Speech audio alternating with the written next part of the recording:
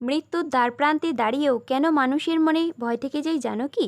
এই প্রশ্নের উত্তর দিতে সুখদেব গোস্বামী রাজা পরীক্ষিতকে এক গভীর অর্থপূর্ণ উপকথা বলেছিলেন। রাজা পরীক্ষিতের মৃত্যুর আর মাত্র একদিন বাকি, তবুও রাজার হৃদয়ে শোক ও মৃত্যু ভয় কিছুতেই কমছিল না। তখন শ্রী সুখদেব গোস্বামী মহারাজকে একটা গল্প শোনালেন। একবার এক রাজা জঙ্গলে শিকার করতে গিয়ে পথ হারিয়ে ফেললেন। ঘুরতে ঘুরতে তিনি এক ব্যাধের ছোট্ট কুঁড়েঘর দেখতে পেলেন।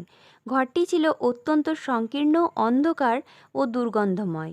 এক কোণে ব্যাধ মলমূত্র ত্যাগের ব্যবস্থা করেছিলেন, আর খাবারের জন্য পশুর মাংস ঘরের চালে ঝুলিয়ে রেখেছিলেন।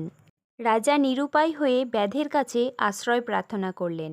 ব্যাধ বললেন, মহারাজ, আমি প্রায়ই পথহারা পথিকদের আশ্রয় দিয়ে থাকি, কিন্তু পরদিন সকালে তারা এই ঘরের গন্ধে অভ্যস্ত হয়ে আর যেতে চান না।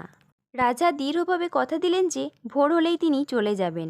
পরদিন সকালে ঘুম থেকে উঠে রাজা দেখলেন সেই দুর্গন্ধ তার কাছে আর দুর্গন্ধ মনে হচ্ছে না, বরং তিনি সেই গন্ধে এমনভাবে অভ্যস্ত হয়ে গিয়েছেন যে ঘর ছেড়ে যাওয়ার কথা ভাবতেই তিনি ব্যাধের সঙ্গে ঝগড়া শুরু করলেন। সুখদেব গোস্বামী তখন পরীক্ষিতকে জিজ্ঞাসা করলেন, মহারাজ, বলুন তো, সেই রাজার পক্ষে এই ঝামেলা করা কি উচিত ছিল? পরীক্ষিত বললেন, তিনি অত্যন্ত মূর্খ ছিলেন। রাজকার্য ভুলে নিজের দেওয়া কথা ভেঙে সেই নোংরা কুঁড়েঘরে থাকার জন্য জেদ করছিলেন।